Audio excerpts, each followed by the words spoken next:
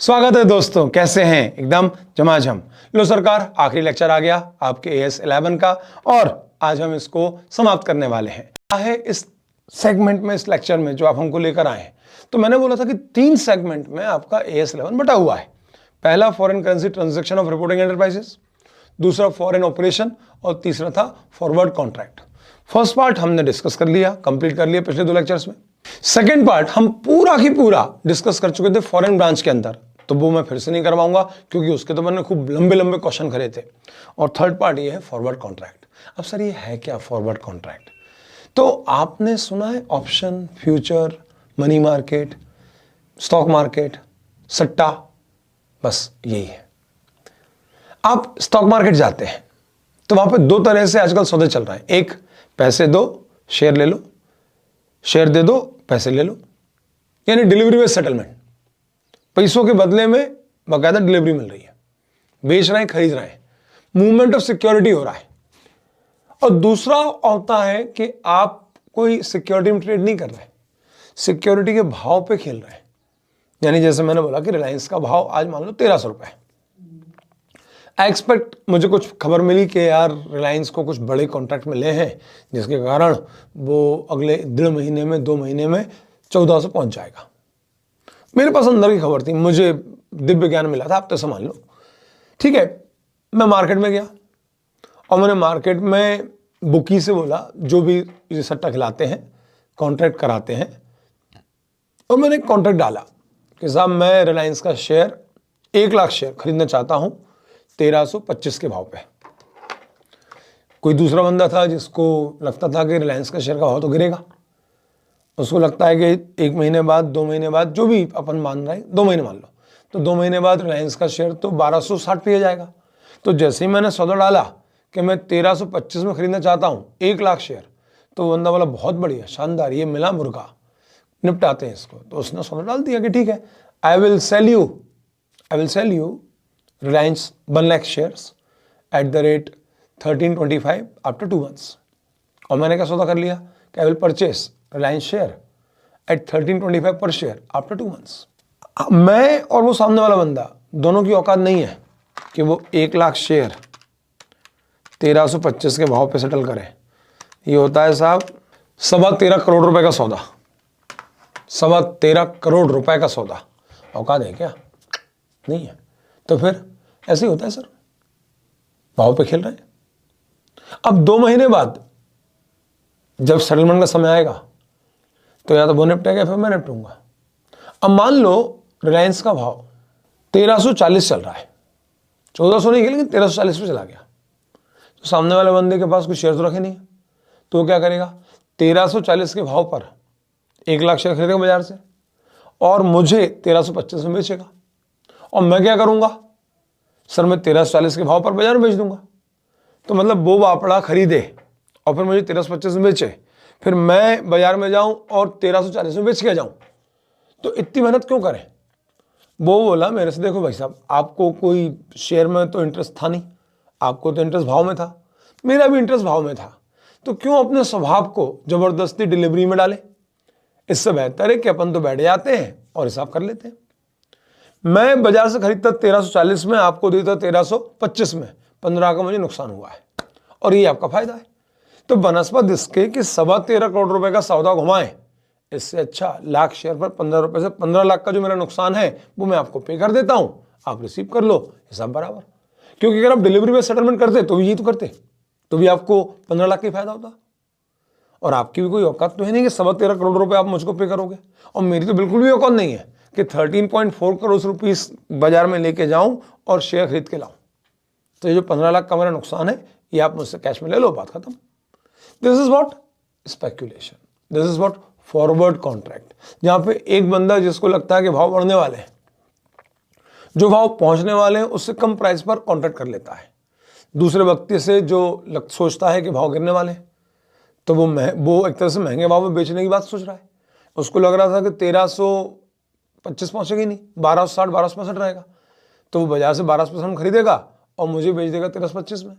मेरा उल्टा सोचना था, मेरा सोचना था 1400 भाव पहुंचेगा, तो मैं खरीदूंगा 1325 में और बेच दूंगा 1400 में। तो दोनों अपने अपने परसेप्शन पे काम कर रहे थे। तो this is what speculation, this is what forward contract, जहां पर आप डिलीवरी बेस्ड सेटलमेंट नहीं कर रहे हैं, बल्कि आप क्या कर रहे हैं, सिंपल जो भाव है शेयर्स के, सिक्योरिटीज के, उस पे सट्टा खेल रहे हैं, कॉन्ट्रैक्ट कर रहे हैं, उस पे आप दाव खेल रहे हैं। अच्छा, ये जो दाव था ये सिर्फ आप शेयर मार्केट में खेल सकते हैं क्या? तो आंसर है नहीं। शेयर मार्केट में क्यों खेल रहा हूं आप दाव?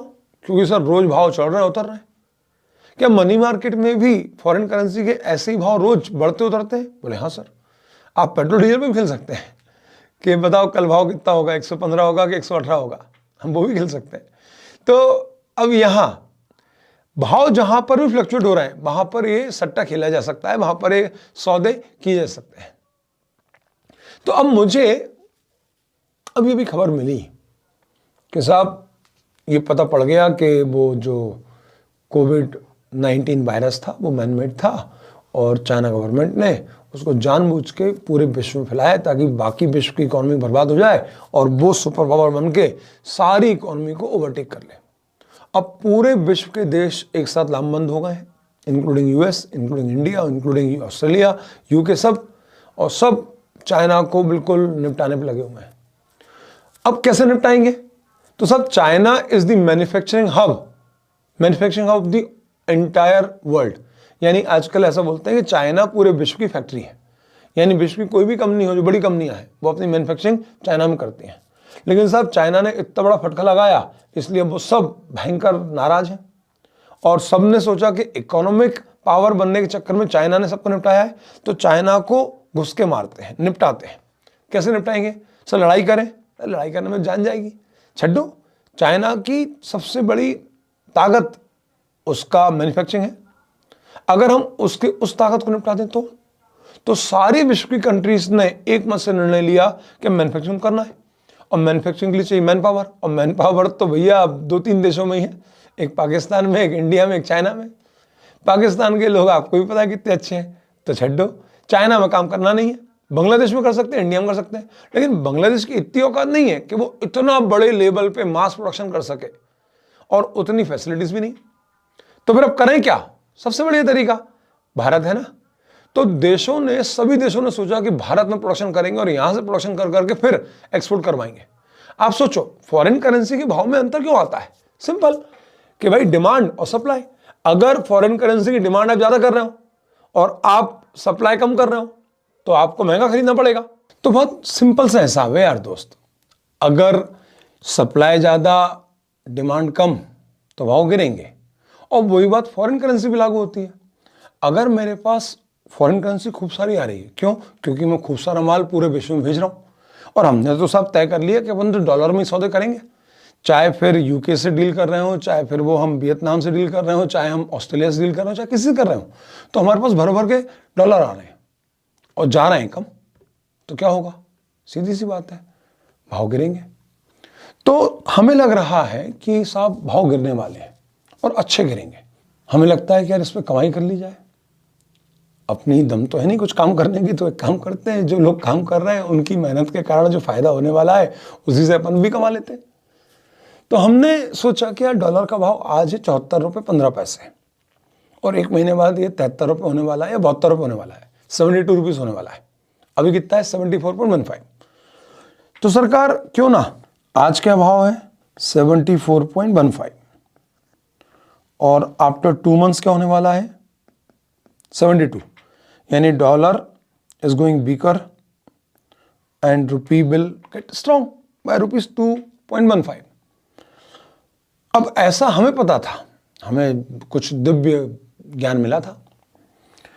तो हमने क्या किया, 2 महीने बाद एक बैंक के पास गए। आज कौन से बैंक के पास गए? चलो HDFC बैंक के पास गए, जो मनी मार्केट में डील कर रहा था, और हमने इससे बोला कि सर हम आपके थ्रू एक सौदा करना चाहते हैं। सौदा क्या है? कि हम आपको $1 मिलियन देंगे, और आप बताओ कितने में खरीदना चाहते हो। अब ये दिव्य ज्ञान हमें तो मिल गया था, HDFC को नहीं मिला। तो उसने तलाशा, पता करा कि भाई कॉन्ट्रैक्ट जो हो रहे हैं 2 महीने बाद के लिए, उसके भाव क्या, किस भाव पे हो रहे हैं। तो उसने हमसे बोल दिया कि साहब 74 रुपीज़ हम आपको देंगे हर डॉलर के लिए, यानी आप $1 मिलियन लाना, हम आपको प्रति डॉलर 74 रुपीज़ देंगे, यानी 740 मिलियन रुपए दे देंगे। हमने कहा ठीक है सर। अब हम गए और ये सौदा करके आ गए। 2 महीने बाद जैसा हमको अंदेशा था वैसे ही हुआ और डॉलर का भाव 72.5 हो गया। उतना तो नहीं हुआ जितना हमने सोचा, लेकिन 72.5 हो गया। तो आज हमको ₹1.5 पर डॉलर का फायदा हुआ। अब हम गए किसके पास? फिर से HDFC बैंक के पास, और HDFC बैंक को याद दिलाया कि भाई आपने मुझसे 2 महीने पहले एक सौदा किया था कि आप मुझे प्रति डॉलर 74 रुपीज़ देने वाले थे और मैं आपको $1 मिलियन देने वाला था। तो चलो HDFC बैंक एक काम तो करो, मुझे पहले $1 मिलियन खरीदना है, दे दो आज के भाव पे, और आज का भाव है 72.5, और फिर मैं यही डॉलर आपको दे दूंगा और आपसे ले लूंगा उसके बदले में 74। तो HDFC बैंक ने बोला कि अच्छा, तो मतलब तुम्हें एक्चुअली डॉलर नहीं चाहिए था? मैंने कहा नहीं, पैसे? बोले नहीं, मुझे तो ज्ञान आया था, कुछ सपने आए थे और उसके कारण से चूचा हो गया मैं, चूचा, और इस पर मैंने कमाई कर ली हनी के साथ मान के। तो साहब HDFC बैंक अब क्या बोल रहा है, छड्डो ना फिर, डॉलर मॉलर क्या खेल रहे हो, तुम्हें कुल मिला के फायदा हुआ है $1.5 पर डॉलर। $1 मिलियन का सौदा हुआ था, ये 15 लाख रुपए पकड़ो और जाओ। तो यहां मैंने क्या किया, यहां मैंने एब्सोल्युटली सिर्फ स्पेक्यूलेशन किया, यानी जो मार्केट में एक्सचेंज रेट का डिफरेंस हो रहा था उस डिफरेंस पर मैंने सट्टा लगा दिया और कमा लिया। तो जब मैं मनी मार्केट में फ्यूचर के किसी भाव के लिए आज कॉन्ट्रैक्ट कर रहा हूं और इसके पीछे बैकअप में मेरा कोई दूसरा जेन्युइन फाइनेंशियल ट्रांजैक्शन नहीं है, तो इसको बोलेंगे forward contract for speculation purpose. क्या बोलेंगे? Forward contract for speculation purpose. और इसमें प्योरली आप सट्टा खेल रहे हैं। अंडरलाइंग करेंसी के जो भाव में फ्लक्चुएशन आ रहा है उससे आप कमाई करना चाह रहे हैं। आपके बैकअप में कोई ट्रांजैक्शन नहीं है, आपने कोई ट्रेड नहीं किया, आपने कोई माल नहीं खरीदा, कोई माल बेचा नहीं है, कोई आपने लोन नहीं लिया जिसका आपको रिपेमेंट करना है, बल्कि प्योरली आपने सिर्फ भाव में अंतर के कारण जो प्रॉफिट हो सकते थे उसको एनकैश करने का प्रयास किया, क्योंकि आपको एक डिवाइन पावर मिली थी कि आप भविष्य देख सकते थे, आपको सपने आते थे और आपने उन सपनों को ऐसे फायदे में कन्वर्ट कर लिया। क्या बोलेंगे इसको? Forward contract for speculation purpose. अब दूसरा हिसाब समझो। दूसरा हिसाब क्या है? मैंने US डॉलर 1 लाख का माल बेचा है। कब बेचा है? ऑन 1 अप्रैल 21। इस दिन स्पॉट रेट क्या था सर? इस दिन स्पॉट रेट था मान लो 75। प्रॉपरली लिख दूं? चलो तो लिखते हैं US डॉलर 1 इक्वल्स टू ₹75। मैंने 2 महीने के लिए उधार दिया है, क्रेडिट पीरियड 2 मंथ्स है। अच्छा, अगर आज मैं यही सौदा रुपए में करता और मैं सोचता कि मैंने आपको कितने का 75 लाख का माल बेचा है और आप में पेमेंट भी रुपए में ही करना है, तो कोई दिक्कत नहीं थी। अब डॉलर के भाव कुछ भी चलते नहीं, मुझे क्या अंतर पड़ रहा है? बेगानी शादी में अब्दुल्ला दीवाना। क्यों? क्योंकि मैंने तो सर सौदा रुपए में किया है और पैसे रुपए में लूंगा, मेरी रिपोर्टिंग करेंसी भी रुपए है, तो मैं एंट्री कर लूंगा simple debtor to sale 75 lakh रुपए। लेकिन अगर ये सौदा डॉलर में हुआ है तो 1 अप्रैल 21 को मेरी बुक्स में एंट्री आई, debtors denoted in dollars, account debit 75 lakh rupees to sales. ये बिल्कुल वही किया है जो हमने फर्स्ट सेगमेंट में पढ़ा था कि जिस दिन ट्रांजैक्शन हो उस दिन के रेट लिख लो। अब क्या हो रहा है कि अर्थव्यवस्था भारत की सुधर रही है, आत्मनिर्भर बन रहा है भारत, और जो डॉलर की रिक्वायरमेंट है वो डे बाई डे कम होती आ रही है। जब डिमांड कम है तो भाव कम होंगे, भाव कम होंगे तो डॉलर का भाव डे बाई डे गिरता जा रहा है। हमें लगता है कि 2 महीने बाद जब पैसे आएंगे, क्या आएंगे सर? तो पैसे आएंगे डॉलर, क्योंकि हमने एग्रीमेंट सेल्स डॉलर में किए। उस दिन हमको लगता है कि भाव 72 रुपीस होने वाले हैं। सामने वाले को हमने डॉलर में माल बेचा और वो आपको बकायदा $1,00,000 पे करेगा 2 महीने बाद। लेकिन अब समस्या ये है कि आप तो डॉलर रख नहीं सकते अपने पास, तो आप जाओगे मनी मार्केट में यानी बैंक के पास और बैंक पे जाके ये डॉलर दोगे और उसके बदले में रुपए लेकर आओगे। अब आपका डर क्या है कि सर बैठे ठाले जो 75 लाख रुपए का माल हमने बेचा था रुपए का, उसके बदले में 2 महीने बाद जब हमको $1,00,000 मिलेंगे तो जो रुपए कन्वर्ट होंगे उससे 72 लाख 72 लाख रुपीज होंगे। तो इतनी तो मेरी कुल कमाई थी, सबने पड़ गई। तो आई एम वरीड और रात को नींद नहीं आ रही क्योंकि मुझे लग रहा है कि नुकसान होने वाला है, घना नुकसान होने वाला है, 3 लाख रुपए का नुकसान होने वाला है, जितनी कमाई मैंने करी नहीं। तो मैं गया बैंक के पास और मैंने बैंक से बोला कि बैंक मुझे 2 महीने बाद $1,00,000 मिलने वाले हैं, मैं आपसे आज ही ये सौदा करना चाहता हूं कि 2 महीने बाद मैं आपको $1,00,000 दूंगा और आप मुझे रुपए देना। बताओ अगर मैं आज ही आपसे सौदा कर लूं, आज ही आपसे बुक कर लूं कि भाई 2 महीने बाद अपन ये सौदा करने वाले हैं और भाव और रेट आज ही तय कर लेते हैं, तो बैंक ने बोला ठीक है चलेगा, हम लोग करते हैं ऐसा काम। हम आपको 1 जून का रेट दे देते हैं। 1 जून में हम आपसे $1 ₹73.5 में परचेस करेंगे। कितने में करेंगे? 73.5 में परचेस करेंगे। अब उस दिन अगर डॉलर के भाव 74 हुए तो भी आपको पर डॉलर 73.5 ही मिलेगा। उस दिन अगर भाव 75 हुए तो भी हम आपको पर डॉलर 73.5 देंगे। लेकिन उस दिन अगर भाव 73 हुआ तो भी आपको तो 73.5 ही मिलेगा पैसा। 71 हुआ तो भी हम आपको 73.5 ही देंगे। यानी आपका हम लॉस क्या कर रहे हैं, इंश्योर करना चाह रहे हैं कि भाई इससे ज़्यादा लॉस आपको कभी नहीं होगा। भाव बढ़ गए तो यस आपको नुकसान है, लेकिन भाव गिर गए तो आपका नुकसान रिस्ट्रिक्टेड है, लिमिटेड है। कितना? आपने जब सौदा किया था तब भाव थे 75 और आपको किसी भी स्थिति में 73.5 ही मिलेंगे, अब डॉलर का भाव कितना भी हो। तो आपने करा क्या? तो आपने बेसिकली अपने लॉस को रिस्ट्रिक्ट कर लिया कि भाई अब आपको जो अधिकतम लॉस होगा वो सिर्फ $1.5 पर डॉलर होगा, यानी 1.5 लाख रुपए होगा। तो आज जब आपने बैंक से यही कॉन्ट्रैक्ट किया, अभी थोड़ी पहले भी अपन ने ऐसी कॉन्ट्रैक्ट किया था बैंक से, लेकिन वहां पे आपके बैकअप में कोई एक्चुअली ट्रेड ट्रांजैक्शन नहीं था, बस आप केवल भाव पे खेल रहे थे। और आज आप खेल नहीं रहे, आप अपनी रिस्क मिनिमाइज कर रहे हैं। और रिस्क मिनिमाइज कर रहे हैं तो ये तो आपको हक है, आप बिजनेसमैन है। तो आपने क्या करा, 2 महीने बाद आपका डेटर जो आपको $1,00,000 देने वाला था उसका सौदा आप 2 महीने पहले ही बैंक से करके आ गए कि बैंक हम आपको 2 महीने बाद $1,00,000 देंगे और आप हमें पर डॉलर 73.5 रुपीज देना। अब उस दिन भाव क्या चल रहा है हमें उससे कोई अंतर नहीं पड़ता। ज्यादा चल रहा है तो आपकी कमाई, कम चल रहा है तो मेरा सेविंग हो गई, मैं बच गया, मैंने अपने लॉस को रिस्ट्रिक्ट कर लिया। तो सरकार आज मैंने एक फाइनेंशियल एग्रीमेंट किया है साहब बैंक से। बताओ भैया आज जो मैंने फाइनेंशियल एग्रीमेंट किया बैंक से वो क्या था? सर फाइनेंशियल एग्रीमेंट ये है कि मैं बैंक को डॉलर दूंगा, ये कॉन्ट्रैक्ट है मेरा बैंक से कि I will give you dollar. कितने? $1,00,000 दूंगा और आप मुझे 73,50,000 रुपए दोगे।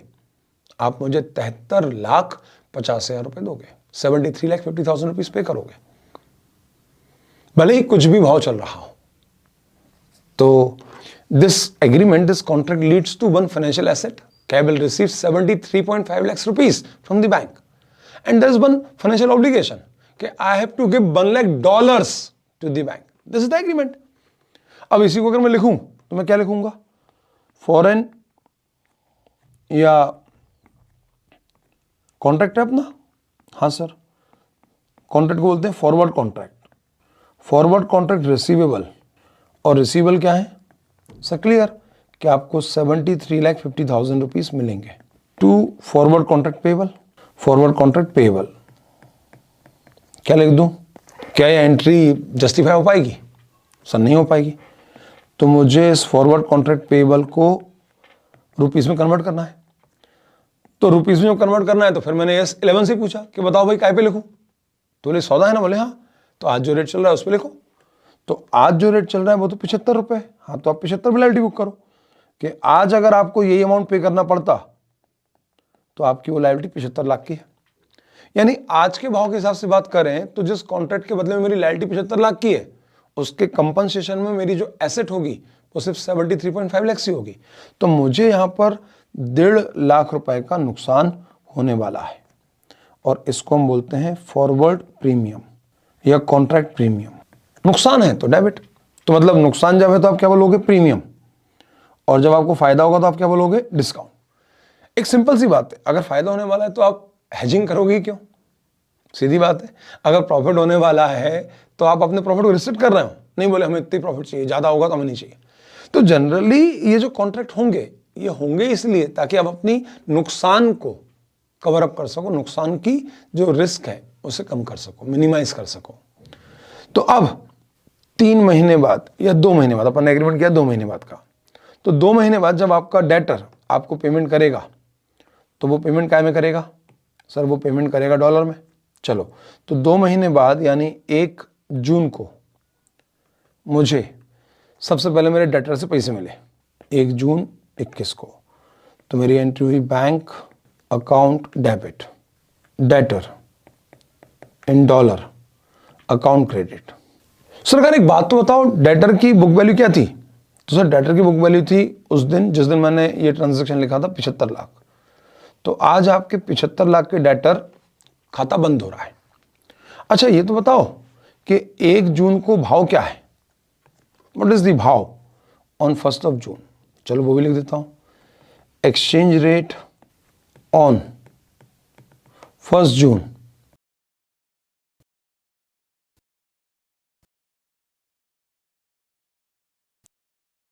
को 1 लाख डॉलर दिए तो आपको उस दिन का जो स्पॉट रेट है वो यूज करना है, and that is eight the rate ₹73 पर dollar.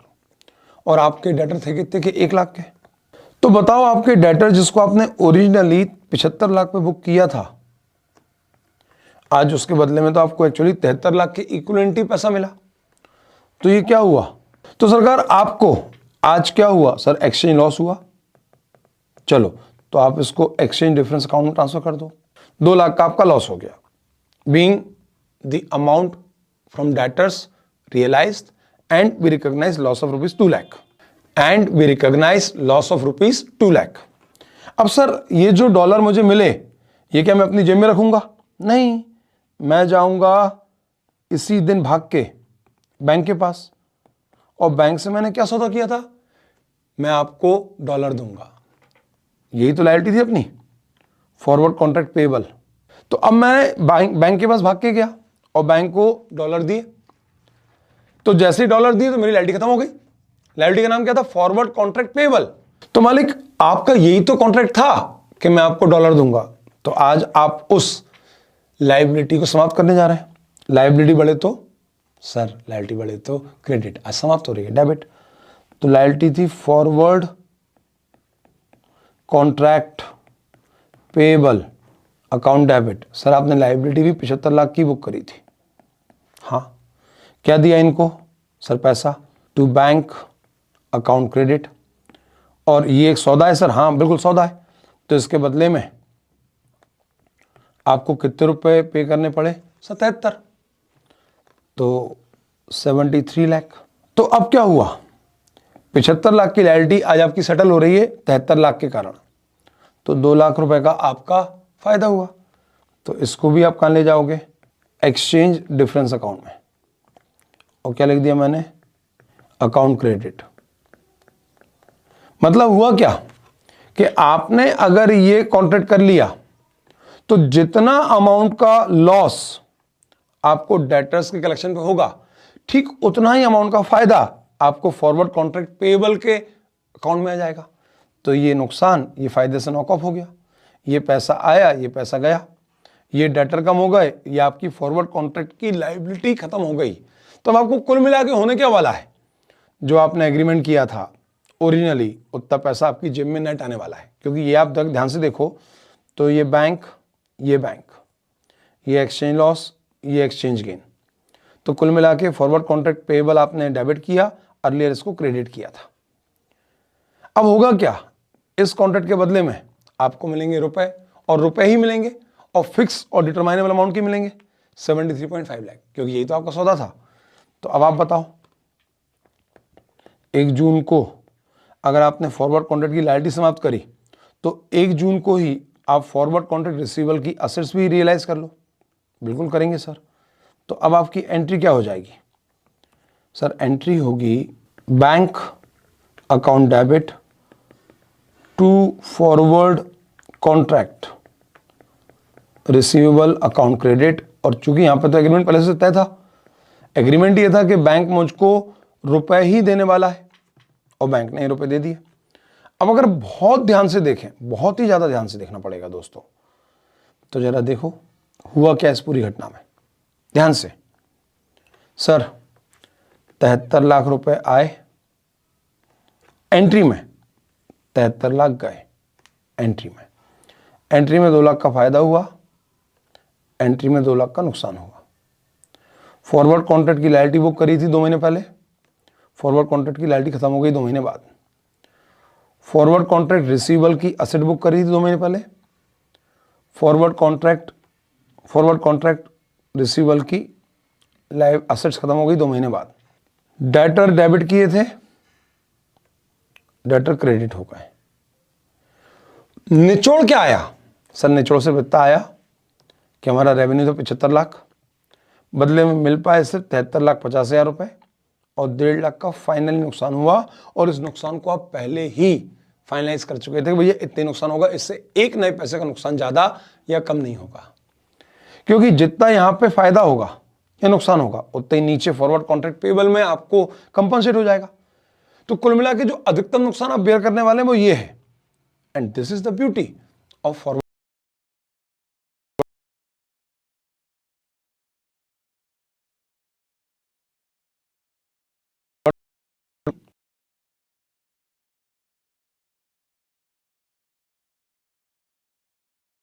That will be profit and loss account debit, P&L account debit to forward premium account credit 1.5 lakh रुपए।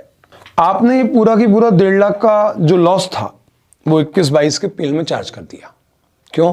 क्योंकि सर ये कॉन्ट्रैक्ट 21-22 में एग्जीक्यूट हुआ और 21-22 में ही टर्मिनेट हो गया, समाप्त हो गया, यानी फाइनेंशियल ईयर चेंज नहीं हुआ, तो आपको कोई दिक्कत नहीं आई। अब अगर मैं यहीं पे 1 अप्रैल 21 के बजाय लिखता 1 मार्च 21 और बोलता कि पैसे 2 महीने बाद 1 मई 21 को मिलने वाले हैं, तो अब कॉन्ट्रैक्ट एग्जीक्यूट हुआ है 20-21 में और टर्मिनेट होगा 21-22 में। बाकी सब चीजें ठीक है, कोई दम नहीं है। सारा सवाल एक जगह पे आकर रह गया, इस लॉस का क्या होगा? क्योंकि आपने इस रिसीवेबल के अगेंस्ट एक पेबल खड़ा कर दिया, तो जितना यहाँ पे नुकसान होगा उतना यहाँ पे फायदा होगा, या जितना फायदा होगा उतना नुकसान होगा, तो वो तो जीरो हो जाएगा। जितना आपने नुकसान बुक किया उतना ही आपको फायदा बुक हो जाएगा, कोई अंतर नहीं पड़ रहा। अब सारा खेल काहे का होगा? इस 1.5 लाख का जो फॉरवर्ड प्रीमियम यानी जो लॉस आप बेयर करने वाले हैं उसको चार्ज कैसे करोगे? क्योंकि आपका कॉन्ट्रैक्ट हुआ है 20-21 में, टर्मिनेट हो रहा है 21-22 में। 2021 में आपने कॉन्ट्रैक्ट किया और 21-22 में वो टर्मिनेट हो रहा है। तो ये जो 1.5 लाख का लॉस है ये आपके 2 फाइनेंशियल ईयर में स्प्रेड हो रहा है। अब आप क्या करोगे? तो इसके लिए AS 11 ने सिंपल सी एक बात बोली कि दिस फॉरवर्ड प्रीमियम यानी exchange loss is to be amortize on time basis, यानी जितना समय इन्वॉल्व हो रहा है इस पूरे सौदे में उस समय में ये अमोर्टाइज कर दिया जाएगा। बताओ भाई समय कितना इन्वॉल्व हुआ? सर 2 महीने। तो 1.5 लाख का नुकसान डिवाइड बाय 2 महीने, तो पर मंथ नुकसान कितना हुआ? सर 75,000। 1 महीना फाइनेंशियल ईयर 2021 में आ रहा है और 1 महीना फाइनेंशियल ईयर 21-22 में आ रहा है, तो 75,000 75,000 रुपीज का लॉस आप फर्स्ट ईयर में चार्ज कर दोगे और 75,000 का लॉस आप सेकेंड ईयर में चार्ज कर दोगे। This is what AS 11 specify when we have a forward contract to minimize our risk for the purpose of hedging, not for speculation. सब कुछ आपस में नॉकऑफ हो जाएगा, जो बचेगा वो सिर्फ एक है कि आपने जो कॉन्ट्रैक्ट किया था फॉरवर्ड, उस समय जो आपका फॉरवर्ड प्रीमियम था, लॉस था, उसे आप कैसे डिस्ट्रीब्यूट करोगे। तो AS 11 ने सिर्फ इतनी सी बात बोली कि such loss will be distributed on time basis, जितने अमाउंट का लॉस है उसमें divide by number of month कर दो, तो 1 महीने का लॉस आ गया। अब बस आप चेक कर लो कि करंट फाइनेंशियल ईयर में कितने महीने आ रहे हैं इस कॉन्ट्रैक्ट के, और नेक्स्ट फाइनेंशियल ईयर में कितने महीने आ रहे हैं इसी कॉन्ट्रैक्ट के, और जिस अनुपात में ये नंबर ऑफ मंथ आ रहे हैं उस अनुपात में ये लॉस करंट ईयर और नेक्स्ट ईयर में डिस्ट्रीब्यूट हो जाएगा। सर थोड़ा सा मजा नहीं आया, कम समझ में आया, क्या आप एक आध क्वेश्चन और ले सकते हैं? लो साहब, आपके लिए एक क्वेश्चन और सही, करके देखें क्या? हाँ सर, चलो करके देखते हैं। डेट ऑफ गुड्स, इस बार मैं उल्टा कर रहा हूं, परचेस इज 1 मार्च 21। यहां पे लिख रहा हूं एक्सचेंज रेट, इस दिन एक्सचेंज रेट था $1 = 74। ईयर एंड डेट 31 मार्च 21 है, इस दिन भाव चल रहा है 75।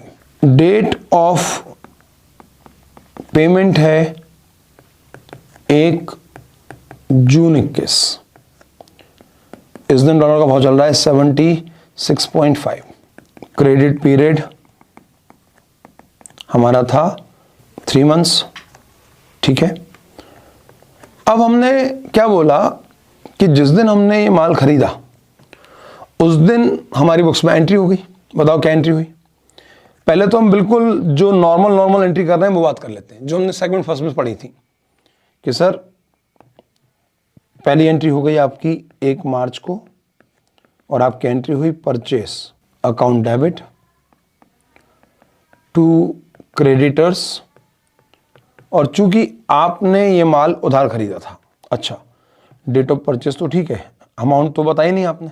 चलो, अमाउंट इन्वॉल्व $20,000। क्या बोला गया था फर्स्ट सेगमेंट में कि जिस दिन आप फॉरेन करेंसी ट्रांजैक्शन करेंगे उस दिन जो रेट प्रिवेल करेगा आपको उस रेट पर ये खर्चा, ये ट्रांजैक्शन रिकॉर्ड कर लेना है।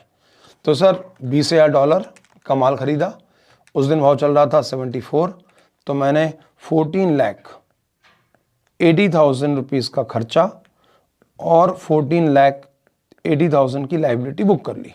अब आई एम वरीड कि सर कुछ होने वाला है और उस कारण से वर्ल्ड इकोनॉमी में बहुत प्रॉब्लम आएगी, और वर्ल्ड इकोनॉमी में प्रॉब्लम आएगी तो हमारा देश भी कहाँ बचेगा। हमारा तो जब भी कुछ होता है तो डॉलर का भाव गिर जाता है, मतलब रुपए का भाव डॉलर के आगे और कमजोर हो जाता है। तो आई एम एक्सपेक्टिंग कि सर जिस दिन मैं पेमेंट करूंगा यानी 1 जून 21 को, उस दिन मुझे लग रहा है कि डॉलर का भाव बढ़ने वाला है और बढ़ के 77 पहुंचने वाला है, 77 पहुंचने वाला है। अब सर लेकिन आप तो बोल रहे थे कि 76.5 है। सरकार ये मैंने लिख दिया क्योंकि मैं क्वेश्चन हूं, और क्वेश्चन को दूर की चीजें दिख जाती हैं, लेकिन बीइंग ए ह्यूमन बीइंग, जब मैं 1 मार्च को खड़ा था तो मुझे इसलिए पता था कि एग्जैक्टली उस तारीख को ये 76.5 होने वाला है।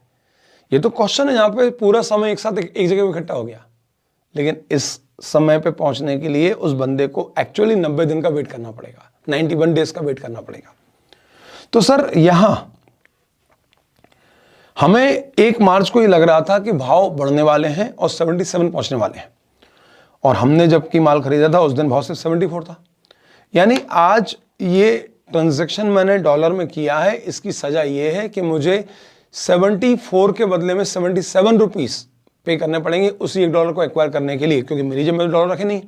अगर मेरे पास डॉलर रखे हो तो फिर क्या 3 महीने बाद भाव बढ़ने वाला है और मेरी लंका लगने वाली है। तो मैं जानता था कि सर मनी मार्केट में ऐसे लोग हैं, बैंक्स हैं जो हमारी रिस्क को हेज करते हैं। तो मैं गया बैंक के पास और आज मैंने एक फॉरवर्ड कॉन्ट्रैक्ट कर लिया, एग्जीक्यूटेड ऑन 1 मार्च इटसेल्फ, और उस दिन भाव क्या चल रहा है 74, और मैंने सौदा किया है कि मैं आपसे $1 कितने रुपए में लूंगा, 75.5 में लूंगा, और ये लेऊंगा और अपने क्रेडिटर को पे कर दूंगा, सिंपल। तो जैसे ही मैंने ये कॉन्ट्रैक्ट एग्जीक्यूट किया तो फिर से इस कॉन्ट्रैक्ट के कारण एग्रीमेंट में हो क्या रहा है, मैंने प्रॉमिस किया है बैंक से कि मैं आपको 75.5 रुपये प्रति डॉलर दूंगा, 75.5 पर डॉलर दूंगा। तो मैंने बैंक से एक कॉन्ट्रैक्ट किया है कि आई विल पे यू 75.5 फॉर ईच डॉलर, और ऐसे में आपसे खरीदूंगा $20,000। तो दिस इज माई लायबिलिटी, और ये फिक्स हो गई है कि मैं 3 महीने बाद 1 जून को बैंक को 15,10,000 रुपए दूंगा, इरिस्पेक्टिव ऑफ द फैक्ट कि उस दिन भाव क्या चल रहा है, और बैंक उसके बदले में मुझे $20,000 दे देगा। तो इस कॉन्ट्रैक्ट का जो फलसफा है वो क्या है कि there is one financial obligation, and obligation is to pay ₹15,10,000, and the another part of this contract is that I will receive $20,000 after 3 months. तो dollar is receivable after 3 months, ये मेरी उस एग्रीमेंट का फलसफा है, and I have to pay ₹15,10,000 after 3 months। अब इसी को मैं लिख लेता हूं अपनी किताब में। तो बताओ कैसे लिखूं। 1 मार्च 21 को ही मैंने एंट्री करी, फॉरवर्ड कॉन्ट्रैक्ट पेएबल, नहीं फॉरवर्ड तो रिसीवेबल होगा ना, फॉरवर्ड कॉन्ट्रैक्ट रिसीवेबल असेट है, फॉरवर्ड कॉन्ट्रैक्ट रिसीवेबल, और रिसीवेबल है डॉलर में, account debit. Forward contract payable, और पेएबल है रुपए में, और वो फिक्स है कि I will pay 15,10,000 rupee to bank. तो सर रुपए का भाव तो चेंज नहीं होगा मेरे लिए, रुपए तो वहीं रहेगा। हाँ, लेकिन बैंक से मुझे $20,000 मिलने वाले हैं, ये फॉरेन करेंसी डिनोटेड असेट हो गई। और AS11 ने क्या बोला कि जिस दिन आप सौदा करो उस दिन का जो स्पॉट रेट है आपको उस पर ये ट्रांजेक्शन बुक करना है, और स्पॉट रेट था उस दिन का 74 रुपए। तो 74 रुपीज मल्टीप्लाइड बाय $20,000 करूंगा तो वो 14,80,000 आएगा। यानी जो सौदा मैंने आज बैंक से किया है उसका फलसफा ये है कि मुझे मिलेंगे सिर्फ 14,80,000 रुपए, आज की टर्म में बात करें तो, आज की टर्म में बात करें तो, और जबकि उसके लिए मुझे पे करना पड़ेगा बैंक को 15,10,000 रुपए। तो बेसिकली आई विल इनकर अ मैक्सिमम लॉस ऑफ ₹30,000, और इसको मैं क्या बोलूंगा, फॉरवर्ड प्रीमियम। जब भी लॉस होगा फॉरवर्ड प्रीमियम कैसे आया, 75.5 माइनस 74 इंटू 20K। अब चीजें सब सेटल डाउन हो गई। क्या क्या सेटल डाउन हो गई, मैं जाऊंगा 1 जून को बैंक के पास, उसको दूंगा 15,10,000 रुपए, बदले में मुझे देगा वो डॉलर 20,000, और ये डॉलर लेके जाऊंगा मैं अपने क्रेडिटर के पास, और क्रेडिटर को पकड़ा दूंगा ये डॉलर। अब ये तय हो गया कि उस दिन भाव कुछ भी हो, मेरी जेब से तो उस दिन अल्टीमेटली 15,10,000 रुपए जाने वाले हैं। अब दुनिया की कोई भी ताकत कुछ भी कर ले, मेरा कुल मिला के पेमेंट 15,10,000 होगा, और मुझे कुल मिला के 30,000 का लॉस होगा। That's it. ये मैंने कर लिया एग्रीमेंट। अब साहब मैं आराम से सो गया और सीधे उठा 31 मार्च को। क्यों उठा सर? सर वो 31 मार्च को ईयर एंड होता है ना, तो ईयर एंड के दिन मैं उठा। अब ईयर एंड पर मेरे हाथ में आज 2 फॉरेन करेंसी डिनोटेड खाते हैं। एक है क्रेडिटर अकाउंट जिसको मुझे $20,000 पे करना है, और एक है फॉरवर्ड कॉन्ट्रैक्ट रिसीवेबल अकाउंट जिसके बदले में बैंक मुझे $20,000 देने वाला है, और तीसरा एक कॉन्ट्रैक्ट था फॉरवर्ड कॉन्ट्रैक्ट पेबल जिसमें मुझे रुपए देना है। तो रुपए की बात ही मत करो, छड्डो। ये फॉरवर्ड कॉन्ट्रैक्ट रिसीवेबल फिक्स और डिटरमाइनेबल अमाउंट ऑफ कैश है, और क्रेडिटर भी फिक्स और डिटरमाइनेबल अमाउंट ऑफ कैश पेबल है। तो बैलेंस शीट डेट पर चूंकि ये दोनों एसेट्स और लायबिलिटी मॉनेटरी आइटम में क्लासिफाई होंगी, सेगमेंट फर्स्ट, और मॉनेटरी आइटम में क्लासिफाई होने के कारण मुझे इन्हें क्लोजिंग रेट पर कन्वर्ट करना पड़ेगा, अपनी बैलेंस शीट में क्लोजिंग रेट पर शो करना पड़ेगा। क्लोजिंग रेट क्या है सर? 75। तो जो लायबिलिटी क्रेडिटर की मैंने 74 के भाव पे लिखी थी, आज वो liability because of difference in exchange rate 75 रुपए पर डॉलर हो गई, यानी मुझे पर डॉलर 1 रुपए का नुकसान होगा। तो मैं 31 मार्च को अपनी क्रेडिटर की लायबिलिटी बढ़ाऊंगा और एंट्री कर लूंगा exchange difference account debit 75 minus 74 into $20,000, यानी 20,000 रुपए टू क्रेडिटर्स अकाउंट क्रेडिट। इस एंट्री से अब मेरे क्रेडिटर जो 14,80,000 थे वो 15 लाख के हो गए। ठीक है, लेकिन सर मेरे पास तो एक फॉरवर्ड कॉन्ट्रैक्ट रिसीवेबल भी पड़ा था डॉलर में, वो मेरी एसेट है और वो भी मॉनेटरी आइटम ही है। तो अगर यहाँ पे मुझे लॉस हुआ है तो उस असेट में मुझे ठीक उतना ही फायदा हुआ है। इसलिए मैं बार बार बोल रहा हूँ कि मेरा लॉस रिस्ट्रिक्टेड हो गया, अब मुझे कोई टेंशन नहीं है। मुझे पता है पहले से कि मेरा कुल मिला के लॉस अब 30,000 का है, इससे एक पैसा ज़्यादा नहीं होगा। तो चलो सर, अगर आपने अपनी लाइबिलिटी बढ़ाई है बिकॉज ऑफ दैट कि ये लाइबिलिटी मॉनेटरी आइटम है, तो मॉनेटरी आइटम होने के नाते आपकी एक असेट्स की वैल्यू भी बढ़ेगी क्योंकि उस पर भी क्लोजिंग रेट लगेगा। तो आपकी एंट्री क्या होगी? Forward contract receivable, forward contract receivable account debit, और इतना ही है 20,000 टू एक्सचेंज डिफरेंस क्रेडिट 20,000। तो सर अब मेरे क्रेडिटर बढ़ के हो चुके हैं 15 लाख, मेरा फॉरवर्ड कॉन्ट्रैक्ट रिसीवेबल भी बढ़ के हो चुका है 15 लाख, और मेरा फॉरवर्ड कॉन्ट्रैक्ट पेएबल तो पहले से रुपए में था तो वो भी उतना ही है 15,10,000। ये भी हो गया सर। सर एक बात बताओ, ये जो आपने प्रीमियम पे किया है क्या के लिए पे किया है? अपने फॉरेन करेंसी के एक्सचेंज डिफरेंस की रिस्क को मिनिमाइज करने के लिए।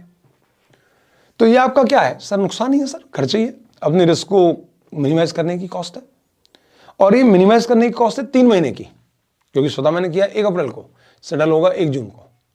अभी जो 3 महीने हैं ध्यान से देखें तो पूरा मार्च आ रहा है करंट फाइनेंशियल ईयर 20-21 में, और अप्रैल और मई जाएंगे नेक्स्ट फाइनेंशियल ईयर 21-22 में। AS 11 क्या बोलता है कि सर इस लॉस को टाइम रेशियो में अमोर्टाइज करो। तो आप क्या करोगे सर? इस लॉस का 1/3 1 मंथ बाई 3 मंथ आप इस साल के लाभों पे चार्ज करोगे। तो 31 मार्च 21 को आपकी एंट्री हो जाएगी profit and loss account debit 30,000 का 1/3 यानी 10,000 रुपए, फॉरवर्ड प्रीमियम अकाउंट क्रेडिट। अब बोलो दोस्तों, फॉरवर्ड प्रीमियम क्रेडिट में कितने चले गए? 10,000। फॉरवर्ड प्रीमियम डेबिट किया था 30,000 से और आज क्रेडिट हो गया 10,000 से, तो अब उस खाते में कितने बचे सर? 20,000। ये 20,000 मेरा लॉस है, लेकिन ये कब चार्ज करूंगा मैं? अगले साल। तो मतलब डेफर्ड कर दो और बैलेंस शीट में ले जाओ। अब पूरी घटना अगर ध्यान से देखें तो आपकी आज अगर बैलेंस शीट बन रही है तो इस बैलेंस शीट में आपके यहां आ रहा है क्रेडिटर, कौन सी लायबिलिटी में? करेंट लायबिलिटी में, डॉलर डिनोटेड। क्रेडिटर कितने आ गए? 15 लाख। इसी करेंट लायबिलिटी हेडिंग में एक और लायबिलिटी है आपकी, सर वो कौन सी लायबिलिटी है? सर उस लायबिलिटी का नाम है forward contract payable. Forward contract payable, sir वो फॉरवर्ड कॉन्ट्रैक्ट पेएबल डॉलर में है या रुपीस में है? सर रुपीस में ही है, और उसके बदले में आपको रुपीस ही पे करने हैं। हाँ सर, ये लिख दिया। बोल ही तो रहा हूं सर, आप देखते तो जाओ। बैलेंस शीट एज ऑन 31 मार्च 21। तो बैलेंस शीट में asset side current assets heading में क्या बोलोगे आप? Sir forward contract receivable in dollar, और आज इसकी वैल्यू कितनी है? सर इसकी वैल्यू 15 लाख है, क्योंकि एक्चुअली इसका सिक्के का दूसरा पहलू यही तो है, मैंने अपने लॉस को मिनिमाइज कर दिया। और आपका एक करंट असेट्स में क्या लिखा है? Forward premium other current assets heading में। ये कहां पे आ जाएगा? करंट असेट्स में, और उधर ही एक अदर करंट असेट्स में क्या जाएगा? Forward premium. कितना बचा सर? 30 पे ओरिजिनली बुक किया था, 10 हम राइट ऑफ कर चुके हैं, तो 20,000 रुपए से ये अपीयर होगा। तो लो सरकार, ये हो गया आपका presentation in your financial statement. अच्छा, अगर आपने कोई एक्सचेंज डिफरेंस खाता खोला है, एक्सचेंज डिफरेंस खाता खोला है, तो आपने उस एक्सचेंज डिफरेंस खाते में ये 20,000 रुपये डेबिट करें। हाँ सर, टू क्रेडिटर। तो उसी एक्सचेंज डिफरेंस खाते में आप 20,000 का प्रॉफिट बुक करोगे बाय फॉरवर्ड कॉन्ट्रैक्ट रिसीवेबल। तो ये तो जीरो हो गया, होना ही था, इसमें कोई दो राय थी नहीं, ये जीरो ही होना था। और फिर इसके बाद आपने एक खोला स्टेटमेंट ऑफ P&L, और उसमें डेबिट में, अभी अपन डेबिट लिख रहे हैं, बाकी तो वो वर्टिकल बनेगा, और यहाँ पे लिख दोगे आप फॉरवर्ड प्रीमियम जो आपने अमोर्टाइज किया वो कितना है? तो फॉरवर्ड प्रीमियम विच अमोर्टाइज। अब बचा हुआ हिसाब कहाँ जाएगा सर? नेक्स्ट फाइनेंशियल ईयर में। लो सरकार, अगले साल आ गए। अब आप पहले बताओ कि अगले साल आपके बैलेंसेस क्या हैं, क्योंकि ये पता होना बहुत जरूरी है, तभी तो आप अगले साल के प्रॉफिट लॉस बुक कर पाओगे। तो सर क्रेडिटर खाता, अब आप बताओ कहाँ आ चुका है। मैंने खाते बना लिए थे 3, तो क्रेडिटर खाता आ चुका है सर आपका 15 लाख पे। 15 लाख पे ना, चेक करो सर, 1480 पे रिकॉर्ड किया था इनिशियली, बीसीआर से आपने लायबिलिटी बढ़ा ली बिकॉज ऑफ एक्सचेंज लॉस, तो सर ये हो गया 15 lakh. Sir forward contract payable, forward contract payable sir ये तो पहले से फिक्स है कि आपको रुपए देने हैं 15,10,000, तो इसका अमाउंट वही होगा जो लास्ट ईयर था, by balance brought down 15,10,000। Okay, अब आगे सर फॉरवर्ड कॉन्ट्रैक्ट रिसीवेबल का क्या होगा सर, वो डॉलर में था, तो उसका बैलेंस अब कितना हो चुका है सर, उसका बैलेंस भी 15 लाख हो चुका है, क्योंकि आपने इनिशियली रिकॉर्ड किया था 14,80,000 पे और 20,000 का गेन हो गया। Done sir. अब आपका एक और खाता सर, कौन सा, अरे वो फॉरवर्ड प्रीमियम, हाँ सर फॉरवर्ड प्रीमियम अकाउंट, और इसमें बैलेंस पड़ा है 20,000 का, क्योंकि 30,000 का बैलेंस था जिसमें से आप ऑलरेडी 10,000 फर्स्ट ईयर में राइट ऑफ कर चुके हैं। बस ये समझ में आ गया ना दोस्तों, खत्म हो गया क्वेश्चन और एक कॉन्सेप्ट भी। चलो अब आई 1 जून, 1 जून था पेमेंट का टाइम, पेमेंट के लिए पैसे चाहिए, बताओ आपके पास है नहीं डॉलर, तो आप कहाँ गए, अपना कॉन्ट्रैक्ट को एग्जीक्यूट करना है। क्या दोगे सर, रुपए दिए, तो एंट्री क्या होगी, so simple, forward contract payable account debit 1 जून को सबसे पहले पैसे दो ताकि वो आपको क्या दे सके, डॉलर।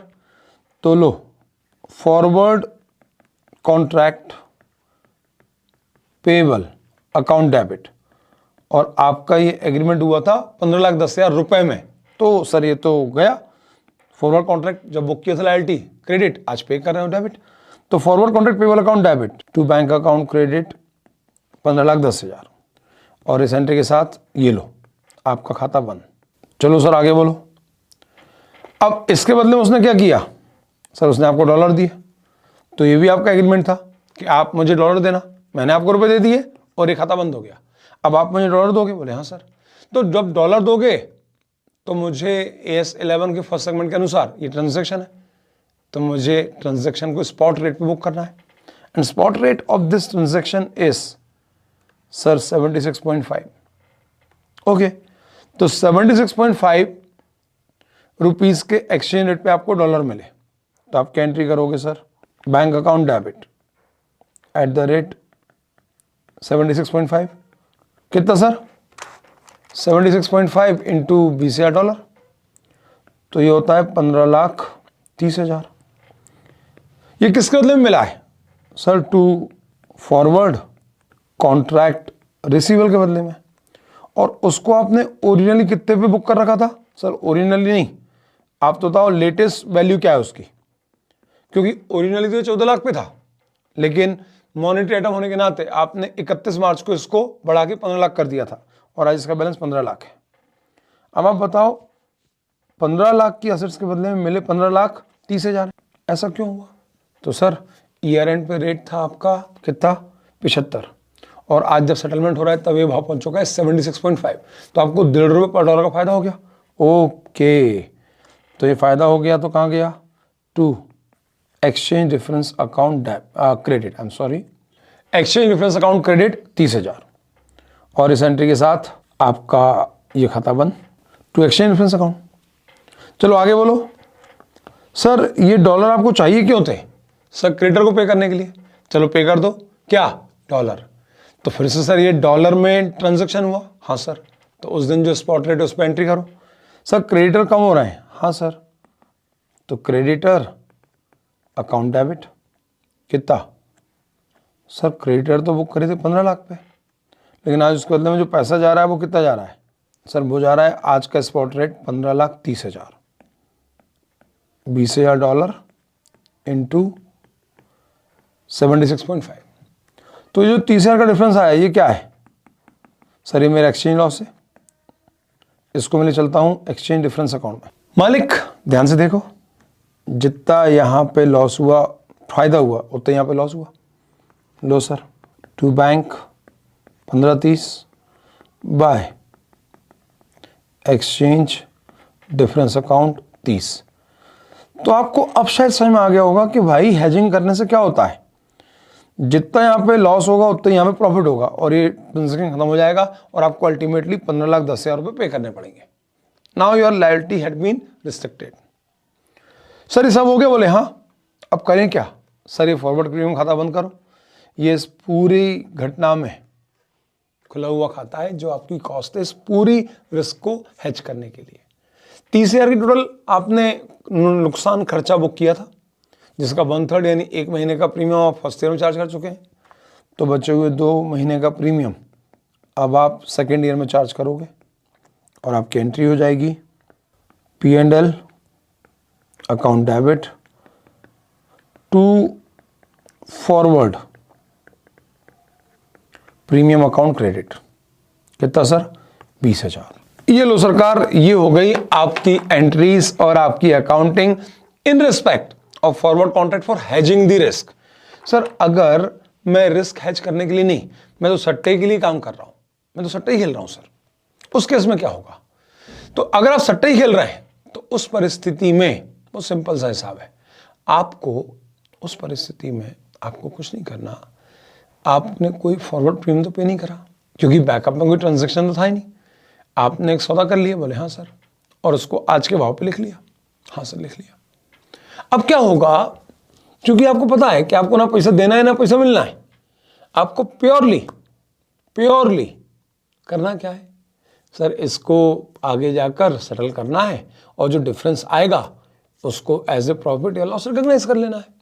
ठीक है, तो AS11 ने यहां पर बोला कि सर इनिशियली कोई फॉरवर्ड प्रीमियम डिस्काउंट बुक नहीं होगा, जो नुकसान है या प्रॉफिट है उसको टाइम रेशियो में नहीं बांटा जाएगा, बल्कि आपके ट्रांजैक्शन के टर्मिनेशन पर जो प्रॉफिट या लॉस अराइज होगा उसे लाभों पे चार्ज कर दिया जाएगा। और तब तक आपको इस खाते को मार्क टू मार्केट, सर ये क्या होता है मार्क टू मार्केट? समझना, मैंने सौदा बुक किया, आज जिस भाव पे सौदा बुक किया आज अपन एंट्री कर ली, अब एंट्री करी और कल ये भाव बढ़ गए तो आपको भाव बढ़ा के आज की वैल्यू पे लेके जाना है, 2 दिन बाद और भाव बढ़ गए, यानी कुल मिला के आज का भाव। आप इस कॉन्ट्रैक्ट को रोज फ्लक्चुएट करेंगे और रोज नहीं कर सकते, कोई बात नहीं।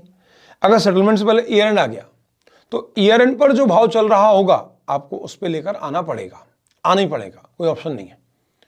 और उतने अमाउंट से प्रॉफिट या लॉस प्रोविजन के नाम से बुक कर लो, मार्क टू मार्केट मार्जिन के नाम से। जब सेटलमेंट होगा तब आप फाइनली प्रॉफिट या लॉस बुक करेंगे in respect of transaction of hedging, speculation. चलो सर समझाओ, देखो मैंने कुछ लिखा आपके लिए। Sir forward contract for hedging for speculation, for hedging to minimize the risk of fluctuation in the foreign currency for transaction to be settled in future, it distribute gain और loss based on movement transaction date. मतलब 3 महीने 2 महीने 2 महीने जितने साल का है, मतलब जितनी अवधि का है उसको टाइम रेशियो बांट दो।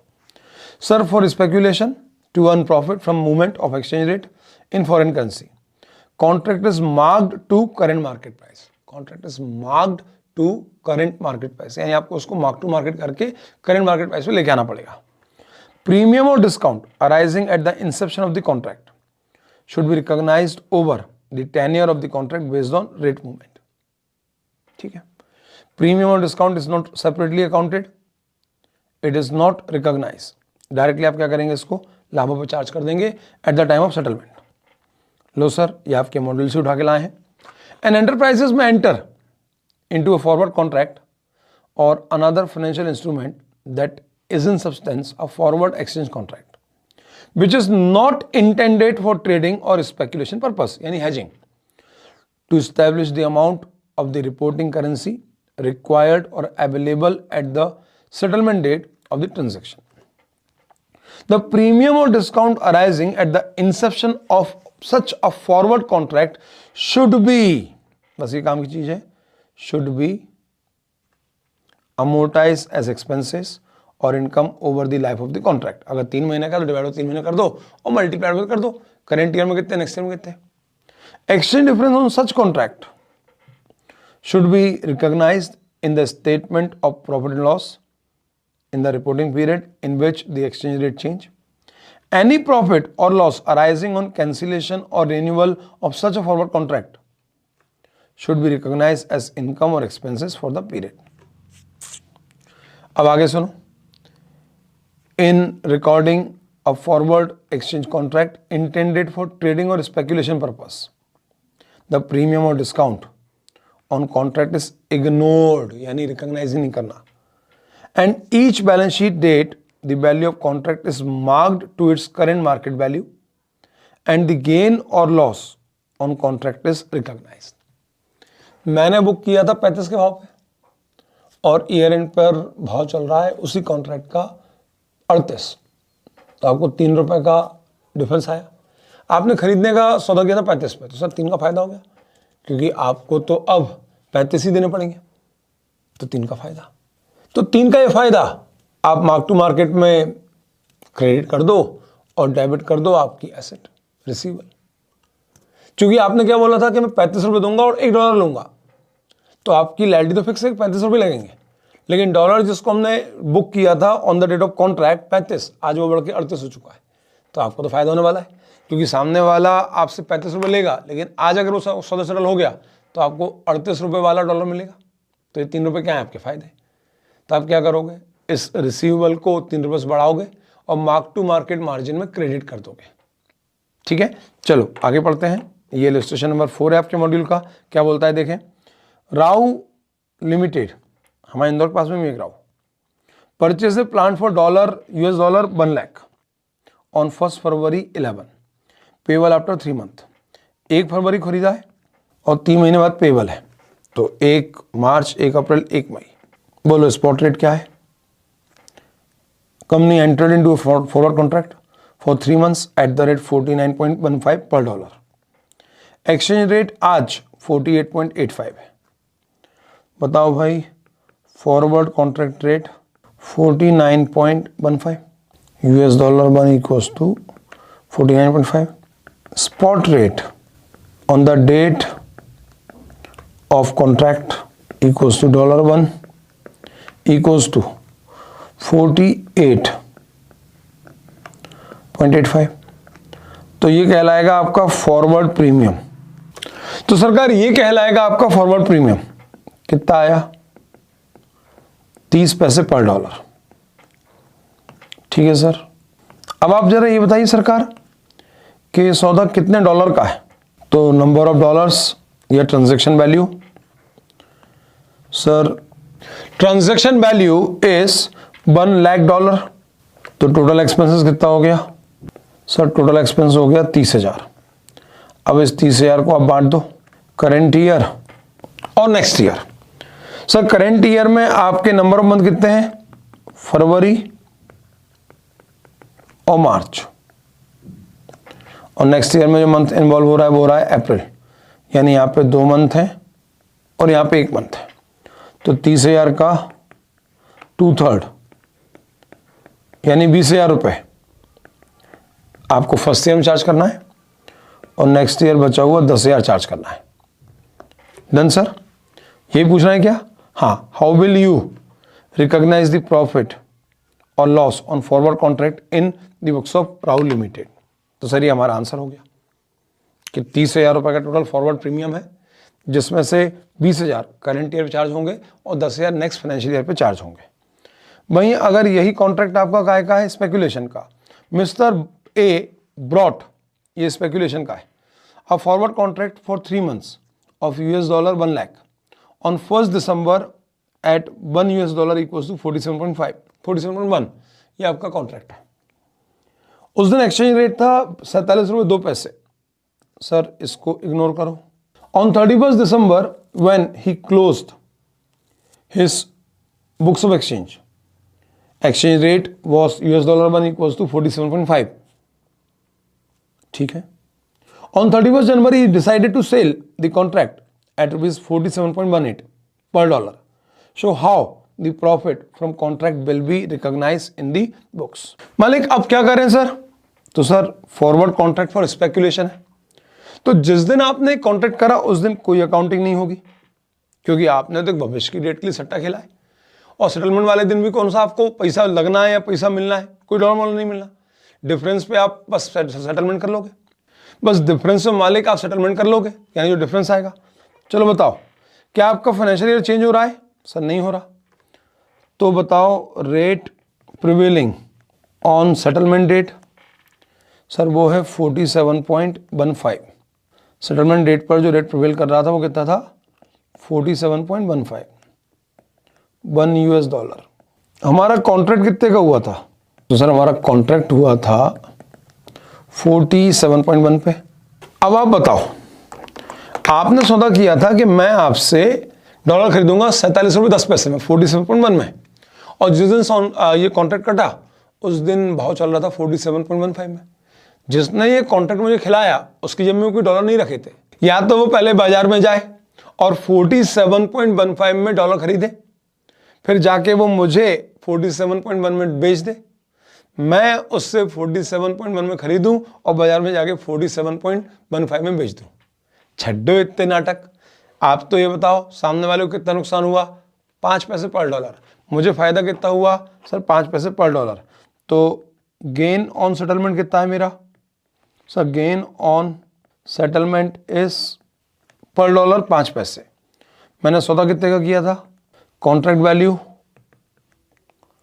Contracted units in dollar 1 lakh, तो टोटल प्रॉफिट 5000, और ये चला जाएगा P&L के क्रेडिट में। That's it. हाँ सर दैट्स इट। सर अच्छा एक बात बताओ, रुक जाओ, कुछ छूट गया, कुछ गड़बड़, रुक जाओ। 1 दिसंबर को जिस दिन सौदा किया उस दिन इतने पे सौदा किया है, जिस दिन सौदा किया उस दिन स्पॉट रेट ये था, तो इसको तुमने बोला इग्नोर। ईयर एंड पर रेट है 47.15। Sir I am so sorry, मैंने ढंग से नहीं पढ़ा। तो जो प्रॉफिट है अप टू ईयर एंड उसको मार्क टू मार्केट में ले जाओ। आपको 5 पैसे पर डॉलर का फायदा हुआ है, और आपका जो फॉरवर्ड कॉन्ट्रैक्ट रिसीवेबल है अब उसकी वैल्यू 47.15 हो गई। नेक्स्ट ईयर क्या होगा? सर फिल्म लेके नहीं गए? नहीं, फिल्म लेके नहीं जाना, मार्क टू मार्केट में लेके जाना। प्रॉफिट तो आप तभी बुक करोगे जब ये कॉन्ट्रैक्ट कंप्लीट होगा, अभी प्रॉफिट बुक नहीं करना है। Next year on settlement date, अच्छा यहां पर लिख दूं गेन ऑन सेटलमेंट डेट, नहीं gain on year end. Sir यहां पे भी ईयर एंड। अब next year on settlement date भाव चल रहा है 47.18। ओपनिंग बैलेंस क्या आ गया? आपने मार्क टू मार्केट मार्जिन को क्रिएट करके जो वैल्यू बढ़ाई थी वो कितनी हो गई थी? 47.15। तो ओपनिंग बैलेंस कितना है? 47.15, 47.15। तो गेन पर यूएस डॉलर 3 पैसा। अमाउंट इन्वॉल्व $1,00,000, तो आपको 3000 का ये गेन हुआ है। तो अब आप क्या करोगे? सर ये जो finally mark to market margin खाता खोला था इसको, और सेकेंड ईयर का ये वाला गेन, ये दोनों जाएगा P&L में। तो आपका टोटल गेन कितना है? तो sir total gain 5000 plus 3000, total 8000। अगर आपको इतना हेडेक नहीं पालना तो आप तो सीधे बोलो सेटलमेंट डेट पे वैल्यू है 47.18, कॉन्ट्रैक्ट किया था 47.1 का, 47.1 का, तो टोटल फायदा हुआ है 8 पैसा पर डॉलर। $1,00,000 पे टोटल फायदा 8000 रुपये। इतना आंसर भी दे सकते हो। लेकिन अगर मैं इस शब्द को ध्यान से देखूं तो उसने बहुत क्लियर बोला है marked to his current market value. तो आपको बकायदा मार्क टू मार्केट मार्जिन में फर्स्ट ईयर के एंड में 5000 रुपये क्रेडिट कर देना है। P&L में लेके नहीं जाना है, लेकिन करंट वैल्यू पे लेके आओ कॉन्ट्रैक्ट को। तो कॉन्ट्रैक्ट करंट वैल्यू कब आएगा? जब आप मार्क टू मार्केट मार्जिन करके उस कॉन्ट्रैक्ट को आज के भाव पे लेके आओ। ये P&L में नहीं गया, हम P&L में लेके नहीं गए, क्योंकि क्लियर बोला है AS11 ने कि स्पेकुलेशन के केस में प्रॉफिट और लॉस में तभी अमाउंट जाएगा जब वो फाइनली रियलाइज हो जाए। तो आपने क्रेडिट कर लिया लेकिन लेके नहीं गए, लेके तो फाइनली आप कब जाओगे? Next year. तो नेक्स्ट ईयर एंट्री क्या होगी? सर एंट्री होगी कैश अकाउंट डेबिट। कितना? 8000 रुपये। क्यों 8000? क्यों? हाँ, सामने वाला बंदा आपको $1,00,000 पे 8 पैसे के हिसाब से 8000 रुपये कैश पे कर देगा। अब आप क्या करोगे सर, 8,000 का अगर हम देखें साहब तो सर 5,000 का आपका फायदा लास्ट ईयर था जो आपने रिकॉग्नाइज नहीं करा, अब करोगे? हाँ सर। और 3,000 रुपये इस साल का फायदा। तो आप बोलोगे आपकी बुक्स में एंट्री क्या होगी? Cash bank account debit 8,000, forward contract receivable 5,000 जो आपने last year mark to market में बढ़ाई थी जो वैल्यू अपने रिसीवेबल की, to exchange difference account credit 3,000। ये एक्सचेंज डिफरेंस और मार्क टू मार्केट मार्जिन दोनों खाते बंद होंगे और ये चले जाएंगे आपके प्रॉफिट एंड लॉस अकाउंट में। एंट्री होगी mark to market margin account debit 5,000, exchange difference account debit 3,000, to profit and loss account credit 8,000। अगर इन सबको नेट निचोड़ निकालोगे तो कुल मिला के 8,000 रुपये आए जेब में और 8,000 रुपये चले गए पेनल में। लेकिन किस साल के? इस साल के। फॉरवर्ड कॉन्ट्रैक्ट फॉर हेजिंग में क्या होगा? अगर वो 3 महीने का नुकसान 30,000 रुपये है, जिसमें 2 महीने लास्ट ईयर और 1 महीना इस साल है, तो आप 30,000 का डिस्ट्रीब्यूशन लास्ट ईयर और करंट ईयर दोनों में करोगे, 2,000 और 1,000 के नाम से। लेकिन अगर वो हेजिंग का कॉन्ट्रैक्ट नहीं है, फॉरवर्ड कॉन्ट्रैक्ट स्पेक्यूलेशन का है, तो फिर आप फर्स्ट ईयर में कोई फायदा नुकसान बुक नहीं करोगे, कुछ भी फिल्म लेके नहीं जाओगे। जब वो कॉन्ट्रैक्ट फाइनली सेटल हो जाएगा तभी आपको ये फायदा नुकसान बुक करना है। अब जैसे मान लो अगर ये भाव जो था जो 47.18 था, अगर ये 47.18 के बजाय मान लो ये 47.13 हो जाता, आपने लास्ट ईयर के एंड में कहां पे पहुंचा दिया था इसको? 47.15 पे, और अब वो गिर के कहां पे आ गया? 47.13। ओरिजिनली कॉन्ट्रैक्ट कितने का हुआ था सर? 47.10 का। तो भैया आपको 3 पैसे पर डॉलर का फायदा हुआ है, तो नेट फायदा आपका कितना हुआ? 3,000 रुपये। कैसा बनेगा कि सर अभी जो आप इसको कंपेयर करोगे तो यहां पे तो आपको सर 2 पैसे का लॉस हुआ है, 2 पैसे का लॉस हुआ है। जरा नेट करो, मार्क टू मार्केट मार्जिन में 5,000 पड़े और आज लॉस हुआ 2 पैसे इंटू 1 लाख यानी 2,000 रुपये। तो आप ये 2,000 का नुकसान पहले मार्क टू मार्केट मार्जिन से एडजस्ट कर लो। मार्क टू मार्केट मार्जिन में पड़े कितने हैं? 5,000। यहां पे क्या हो रहा था? पहले केस में प्रॉफिट हो रहा था तो वो तो पड़े ही हैं और 3,000 का फायदा और हो गया, तो टोटल फायदा कितना हो गया? 8। दूसरा केस क्या था कि sir mark to market margin में पड़े थे 5 लेकिन नुकसान हो गया 2, तो अब नेट फायदा कितना हुआ? 3। तो पहले तो आप इस नेट नुकसान को एडजस्ट करोगे मार्क टू मार्केट मार्जिन से। सर हमें समझ में नहीं आ रहा, थोड़ा कम आ रहा है, बॉदर मत करो, आपके एग्जाम में ये नहीं आएगा। फॉरवर्ड कॉन्ट्रैक्ट फॉर हेजिंग ही बहुत रेयरली कभी पूछा गया था, तो ये तो आप भूल ही जाओ। लेकिन चूंकि आपको पता होना चाहिए, कोई आपसे बोले तो आपको ऐसा ना लगे कि यार सर ने नहीं पढ़ाया, तो बस इसके लिए आपको ये करना है।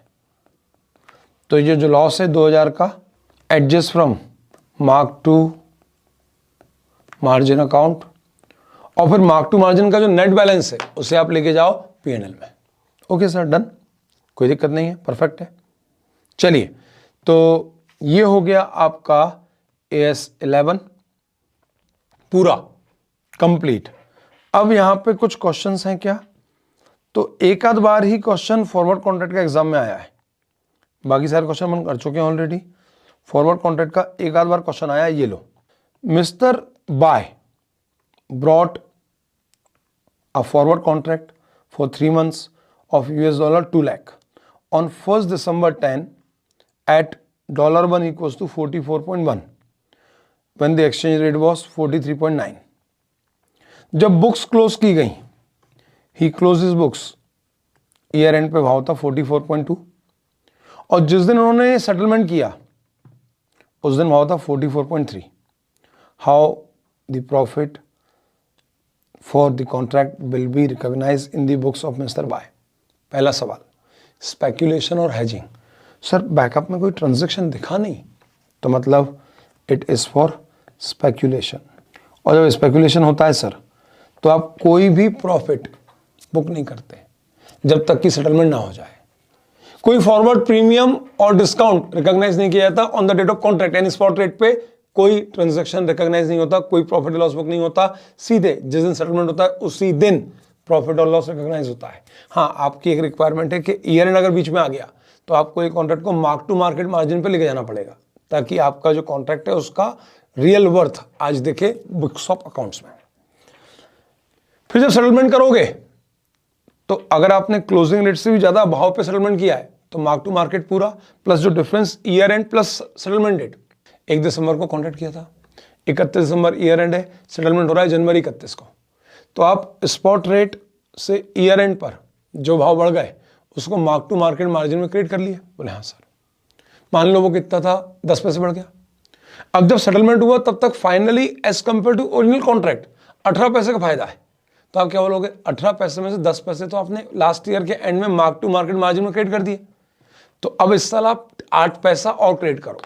ऑल्दो लास्ट ईयर आपने कोई भी अमाउंट पीएल में ट्रांसफर नहीं किया था, क्योंकि AS11 क्लियर बोला है कि भैया अगर स्पेक्यूलेशन का सौदा है तो फाइनल प्रॉफिट और लॉस तो जब कॉन्ट्रैक्ट सेटल होगा तभी बुक होगा, बीच में कभी भी नहीं होगा।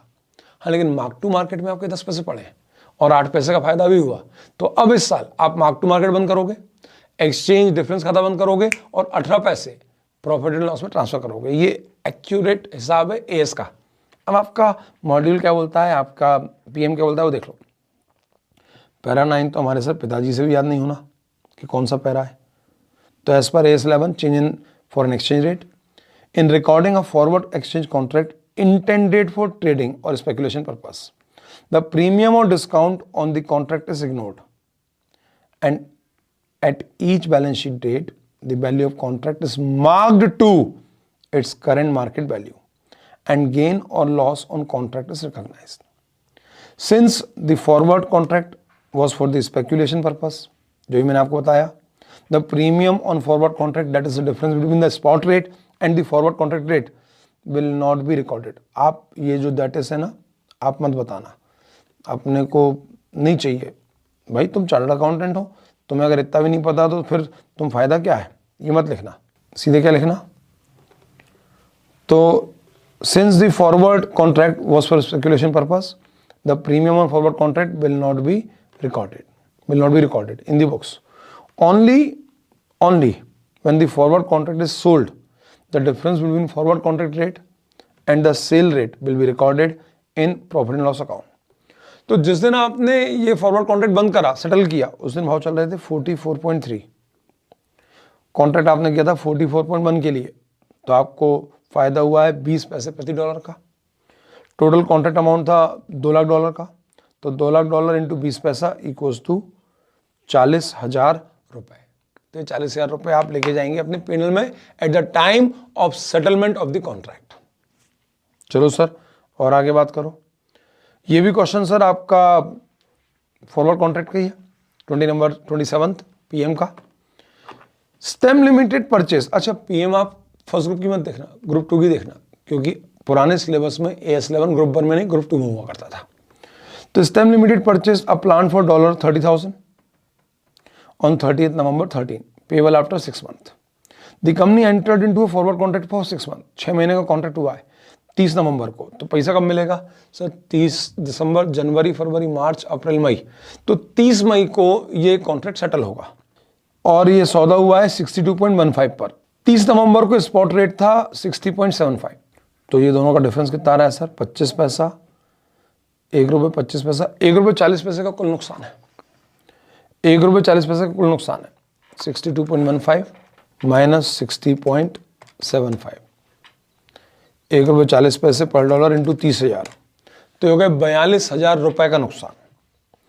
How will you recognise the profit और loss on forward contract in the books of stem limited for the year ended 31 March 14? Sir बहुत सिंपल, बताओ आपने फॉरवर्ड कॉन्ट्रैक्ट कितने रुपए पर डॉलर पे किया है? सर ₹62.15 पे। जबकि आज जिस दिन आपने कॉन्ट्रैक्ट किया उस दिन भाव क्या चल रहा था सर? 60.75। तो टोटल लॉस इस पूरे कॉन्ट्रैक्ट के कारण कितना आएगा सर? ₹1.40 पर डॉलर। कितने डॉलर का सौदा था सर? 30,000 का। तो टोटल लॉस कितना हुआ? 42,000। 42,000 का ये लॉस 6 महीने में टाइम रेशियो में बांटना है, क्योंकि यहां पर एक बैकअप में सौदा है, यानी ये हेजिंग के लिए। सर कॉन्ट्रैक्ट पीरियड 6 महीने है, जिसमें से दिसंबर, जनवरी, फरवरी, मार्च 4 महीने करंट ईयर में और 2 महीने नेक्स्ट ईयर में। तो मतलब 4/6 यानी 4/6 मतलब 2/3। तो सर 42,000 का 2/3 यानी 28,000 आप करंट ईयर में राइट ऑफ करोगे, 14,000 को कैरी फॉरवर्ड करोगे नेक्स्ट ईयर के लिए, और नेक्स्ट ईयर आप 14,000 राइट ऑफ कर दोगे। तो सर लो, out of the total contract period of 6 month 4 months are falling in the financial year 13-14. Loss for the period from 1 December to 31 March 28,000 इस साल का प्रीमियम चार्ज हो जाएगा.